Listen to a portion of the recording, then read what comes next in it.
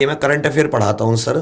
इतनी app launch की है इन्होंने, इतनी ऐप लॉन्च की है कि एक बार को तो मैंने सर दीवार में मारने का सोचा कि इन ऐप का तो कोई काम ही नहीं है, ये ऐप लॉन्च क्यों कर रहे हैं। एक ऐप लॉन्च कर देते, रजिस्ट्रेशन कराओ, सही बात है। तुम्हें समय आ जाएगा, यहाँ खाना मिलेगा तुम्हारे पड़ोस में, इतने टाइम पे तुम्हें पहुंच जाना, यहाँ से तुम्हें गाड़ी मिलेगी, अपने घर पहुंच जाओगे आराम से। चार चीजें फंक्शन वाली ऐप नहीं बन सकती थी? बिल्कुल बन सकती थी, लेकिन उसको तुम्हें घुमाना था उसको। सर सरकारें कुछ भी कर सकती हैं, सच बता रहा हूँ। कुछ इनके पास इतने रिसोर्सेज, इतने संसाधन, इतना बड़ा देश है हमारा, इतना बड़ा देश, और सारे दुनिया के सारे साधन है हमारे पास, पूरा सिस्टम है हमारे पास, हम कुछ भी कर सकते हैं। हम चंद्रमा पे पहुंच सकते हैं, तो क्या हम ये नहीं कर सकते? सब कुछ कर सकते हैं, बस इच्छा शक्ति की कमी है हमारे अंदर। और सर पता है अभी सबसे बड़ी बात क्या, आपसे एक ये चीज शेयर करूं जिसपे किसी का ध्यान नहीं जा रहा।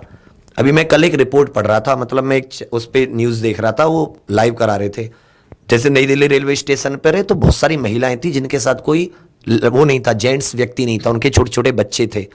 ऐसा समय होता है जो आपदाओं का समय होता है ना, जो गिद्ध होते हैं ना, गिद्ध जो देह व्यापार कराते हैं, जो ये सेक्स रैकेट चलाते हैं, जो बच्चों से भीख मंगवाते हैं, ऐसे लोग वो नजर रखते हैं, वो वल्नरेबल हो चुकी हैं। यहाँ महिला आयोग को आना चाहिए था, जो मतलब सो रहे हैं। महिला आयोग मतलब शर्म आते उन लोगों पर। बच्चा आयोग को आना चाहिए था, उनकी सुरक्षा की जिम्मेदारी। इतने लोगों को व्यापार में धकेला जाएगा, इतने बच्चे खोएंगे, इतने बच्चे भीख मांगने वाले उस धंधे में उतरेंगे, मतलब तुम पूरा सामाजिक ताना बाना वो जीवन भर त्रासदी सहेगा। उसके साथ अभी की त्रासदी नहीं है, जीवन भर। लेकिन इनको शर्म ही नहीं आ रही कि सोचो कि हम किस तरीके से समाज का सब कुछ छिन्न भिन्न कर दे रहे हैं। अगर मान लो महिला को वो लोग जबरदस्ती उठा लेते हैं, उस बच्चे को, एक को भी, और होता है जब नॉर्मल होता है तो आपदा में तो वो ऐसे टारगेट करते हैं वल्नरेबल ग्रुप्स को।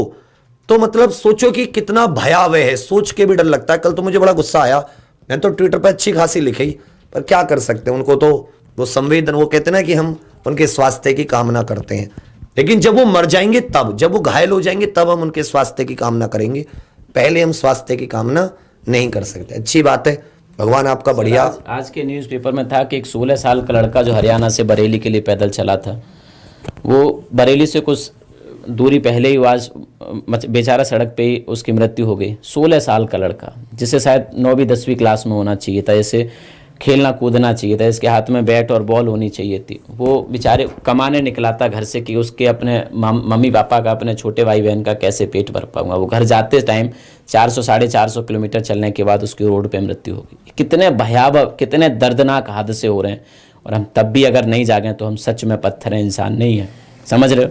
और फिर भी अगर ये बातें कोई रखे और उसकी मंशा पे आप अगर सवाल उठाओ तो आप पत्थर भी नहीं हो। मैं क्या बोलूँ उसके लिए। तो इतने भयानक मतलब इतने दर्दनाक हादसे हमारे आंखों के सामने हो रहे हैं, और हम कुछ भी ना कर पाएँ, पूछ भी ना पाएँ, आवाज़ भी ना उठा पाएँ, तो फिर हम क्या इंसान कभी खुद को जवाब हम दे पाएंगे? मुझे नहीं लगता कि हम पूरे जीवन कभी खुद से भी बात कर पाएंगे। तो इसीलिए बस थोड़ा सा सेशन था, किसी पे किसी को टारगेट करना या किसी को मतलब ये चीज़ें कहना कि नहीं तुम नहीं कर पा रहे या नहीं कर पाए,